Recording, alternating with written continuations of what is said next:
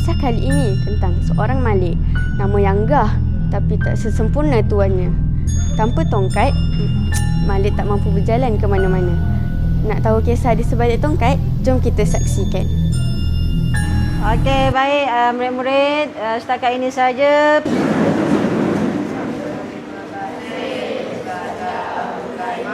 Okey, sama-sama.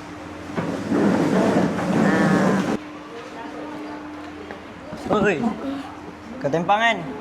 Kaki tak ada function kan? Sebab kau tempang kau bagi aku duit. Tak boleh lah. Geng, ada budak tempang geng. Bagilah duit. Aku lapar ni. Tak nak.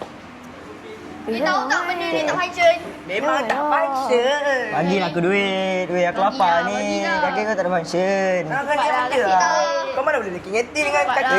Geng, ada yang tempang geng. Sorry lah weh, aku tak ada duit. Alamak, buat muka sedih pula. Kau tak bawa duit esok, siap kau. Hari ni kau selamat tau. Kau tengok tempang tu kena bully weh. Dah lah tempang. Tak handsome pula tu. Geli aku. Tengok tu. Budak tempang kena bully lah. Ada muka, siapa suruh tempang? Dah geng, jom belah. Nak ambil benda sampah Aduh, sakit perut pula. Nak terkencing ni. Mana tongkat aku? Awak nampak tongkat saya tak? Tak ada Malik. Rasanya kat situ tadi. Alamak, mana tongkat ni? Ilfin, nampak tongkat aku tak? Tak nampak ni. Nampak tongkat saya tak?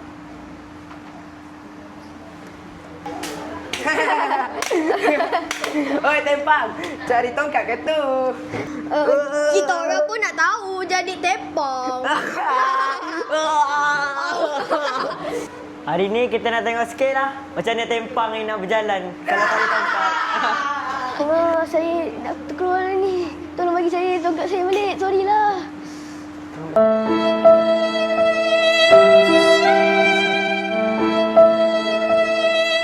Tempang kencing lah weh.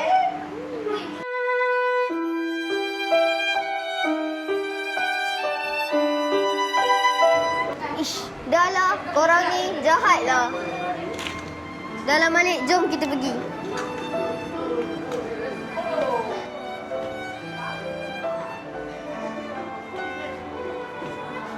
Dihina, diejek dah jadi rutin biasa buat Malik. Atau bahasa kamusnya, inilah buli.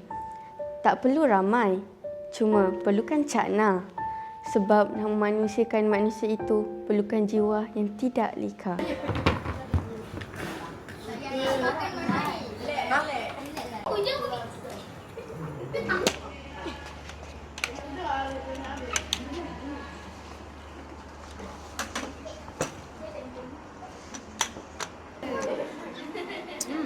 Datang pula dah.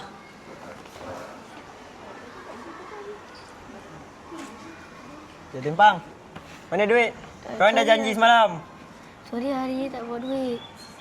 Kau dah janji semalam. Tak payahlah, dah dia tak ada duit. Kau pahal lah, tak payah bully dia.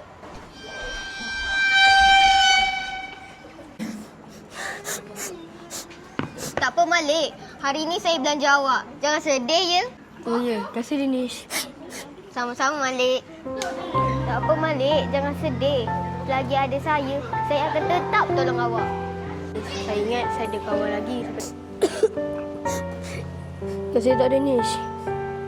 Kisah Malik bukan kisah biasa. Inilah situasi rutin anak bangsa kita. Andai tiada yang prihatin dan cakna, akan rosaklah generasi yang seterusnya. Hentikan buli bermula saat ini.